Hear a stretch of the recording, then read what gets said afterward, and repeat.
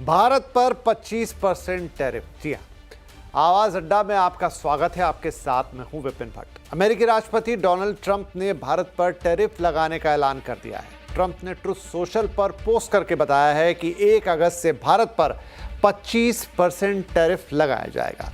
इसके अलावा पेनल्टी भी लगाई जाएगी। ट्रंप यही नहीं रुके, उन्होंने उसी पोस्ट में भारत को इस बात के लिए भी सुना दिया कि वो रूस से बड़े पैमाने पर हथियार और तेल खरीदता है और ये अच्छी बात नहीं है। वैसे भारत और अमेरिका के बीच ट्रेड डील पर बातचीत चल रही थी, लेकिन उसकी घोषणा अभी तक हुई नहीं थी।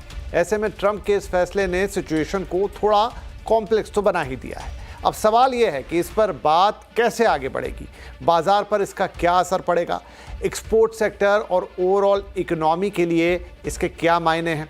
आगे जो अमेरिका के साथ एक और बातचीत होनी है, एक और राउंड की बातचीत हो रही है, क्या उसमें ये टैरिफ थोड़े कम हो जाएंगे? क्या ये सिर्फ डोनाल्ड ट्रंप की एक आर्म ट्विस्टिंग है? ये सारे सवाल आज आवाज़ अड्डा में उठेंगे और इन पर हम विस्तार के साथ चर्चा करेंगे। और इस चर्चा में शामिल होने जा रहे हैं कुछ खास मेहमान। रसना के सीएमडी पिरूज कमाटा साहब, इंडस्ट्री एक्सपर्ट सुनील सुब्रमण्यम जी, पूर्व डिप्लोमेट प्रभुदयाल साहब, द न्यू इंडियन की एडिटर इन चीफ आरती टिक्कू सिंह जी और वरिष्ठ पत्रकार शिवकांत शर्मा तो शामिल हो ही रहे हैं। साथ ही जुड़ रहे हैं सीएनबीसी आवाज के economic policy editor Laxman Roy और एफआईईओ के डीजी और सीईओ अजय सहाय। आप सबका बहुत बहुत स्वागत है। तो शिवकांत जी, आपसे मैं शुरुआत करता हूं। वैसे तो डोनाल्ड ट्रंप साहब अपने चिर परिचित अंदाज के लिए हम सब देख ही चुके हैं उनको, वो कभी भी और कुछ भी कर सकते हैं। क्या आज के इस ऐलान को भी आप ऐसा ही मानेंगे? अभी कोई एक आधिकारिक घोषणा व्हाइट हाउस से, वो जो एक दस्तावेज आता है वो नहीं आया, उनके ट्रुथ सोशल पे ये ऐलान पहले आ गया। देखिए, उनकी आधिकारिक घोषणाएं जो है वो ट्रुथ स्पेशल पर ही हुआ करती हैं। इसलिए है तो ये गीदड़ भभकी, आ, क्योंकि एक तारीख नजदीक आ रही है और डील जो है वो होने को नहीं हो रही थी। इसलिए मुझे लगता है कि ये प्रेशर टैक्टिक है उनकी। भारत को भारत मतलब भारत के जो नेगोशिएटर्स हैं वो घबरा जाए थोड़े से और जो वो चाहते हैं उस तरह की डील कर लें, ये कोशिश है। और ये कोशिश इन्होंने यूरोपियन यूनियन के साथ भी की। अब देखिए, अंदर ही वहाँ सरपुटबल चल रहा है। जर्मनी कह रहा है कि आपने हमारे हित बेच दिए। फ्रांस के प्रधानमंत्री नाराज हैं। तो एक बार डील हो गई, उससे पीछे तो हट नहीं सकेंगे। ट्रंप तो है नहीं, यूरोपियन यूनियन तो 15% उनके ऊपर लगाया है।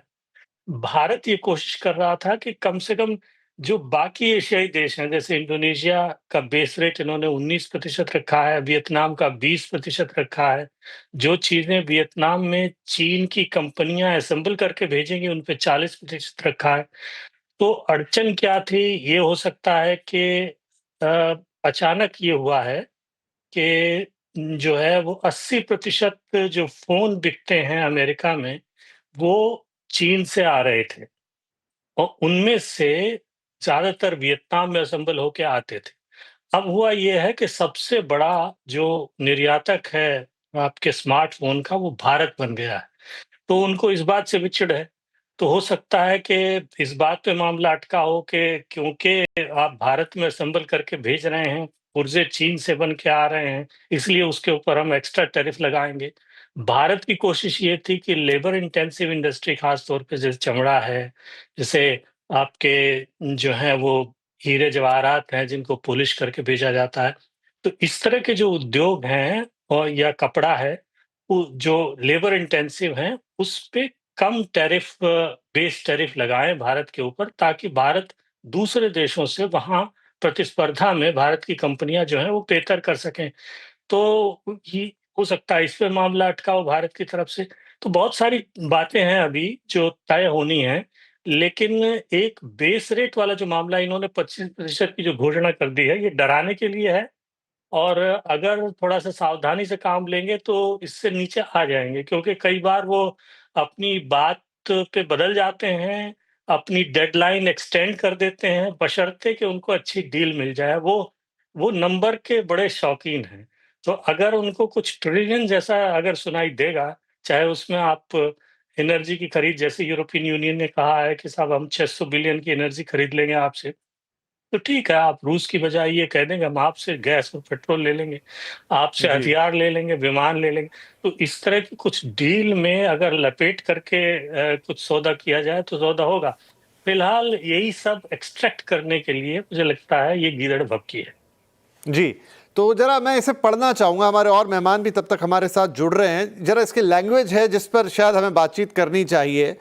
तो ट्रंप साहब लिखते हैं, remember while India is our friend, we have over the years done relatively little business with them because their tariffs are too high, among the highest in the world, and they have the most strenuous and obnoxious non-monetary trade barriers of any country. Also, they have bought a vast majority of their military equipments from Russia and are Russia's largest buyer of energy along with China.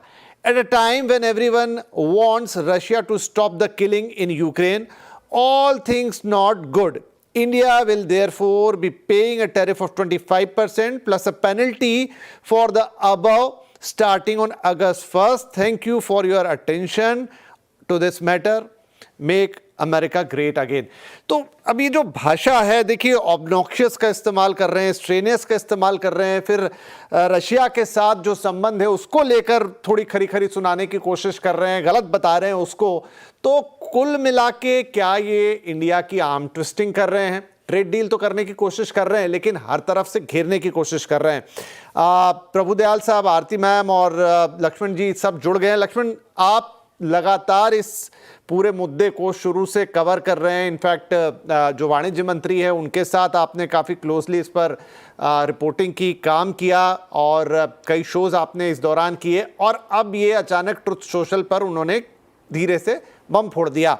इस पूरी घटनाक्रम को और जो message मैंने अभी पढ़ा, उसकी जो भाषा है, इससे क्या आप निकाल रहे हैं इसके मतलब कि क्या वो भारत को एक तरीके से थोड़ा पुश करने की कोशिश कर रहे हैं, आगे जाके फिर वो हमें अपनी शर्तों पे मनवाने की कोशिश करेंगे और फिर शायद ये टैरिफ जो अभी 25% दिख रहा है प्लस उसके ऊपर पेनल्टी, वो थोड़ा इजी हो जाएगा, या फिर ये ऐसा ही रहेगा और आगे एक और राउंड की बातचीत है जिसके ज़्यादा मायने नहीं है? क्या विश्लेषण आप इसका करेंगे? देखिए, दरअसल मुझे लगता है, चूंकि इस इशू को जब जब मैंने समझने की कोशिश की है और जहां तक समझा उसके बाद मैं इस नतीजे पे पहुंच रहा हूं कि आज जब डोनाल्ड ट्रंप इस तरह के ट्रुथ सोशल पे पोस्ट कर रहे हैं तो ये दरअसल इंडिया यूएस ट्रेड डील के बीच जो नेगोशिएशन चल रहा था उस नेगोशिएशन में ये भारत की जीत है। भारत की जीत ऐसे है क्योंकि कई सारे मुद्दे पर, लगभग हर एक मुद्दे पर सहमति बन गई थी। सिर्फ 2 मुद्दे ऐसे थे जिस पर भारत बिल्कुल अपना रेड लाइन खींच लिया था, बोला था कि मैं इससे आगे किसी भी कीमत पर बढ़ूंगा नहीं, इसमें कोई कंप्रोमाइज नहीं करूंगा। उसमें से एक था आपका फूड प्रोसेसिंग को लेकर के, जो फूड प्रोसेस वहां से आते प्रोसेस्ड फूड, उसकी बात है। और दूसरा डेयरी प्रोडक्ट को लेकर के, एग्री को लेकर के। डेयरी और एग्री को लेकर भारत ने कोई भी समझौता करने से इनकार कर दिया।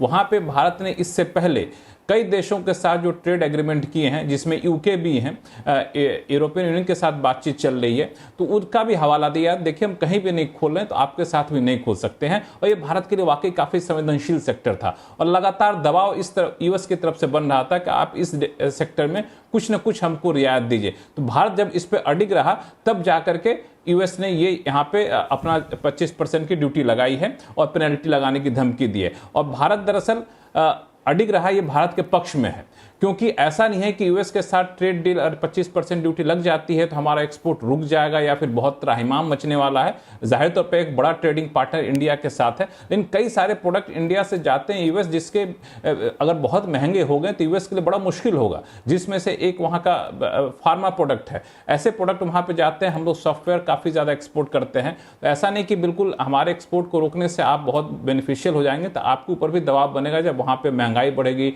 फार्मा कंपनियों की लागत काफी ज्यादा बढ़ जाएगी। तो एक तो ये बात रही। तो और अब यहां पे रणनीति क्या होगी कि जो यूएस का नेगोशिएटिंग टीम आने वाली है, तो मुझे लगता है कि भारत जल्दी अपने पत्ते नहीं खोलेगा। ऐसा नहीं करेगा कि अपनी तरफ से उल्टा ड्यूटी लगा दें या फिर बायलैटरल ट्रेड एग्रीमेंट की बातचीत को रोक दें।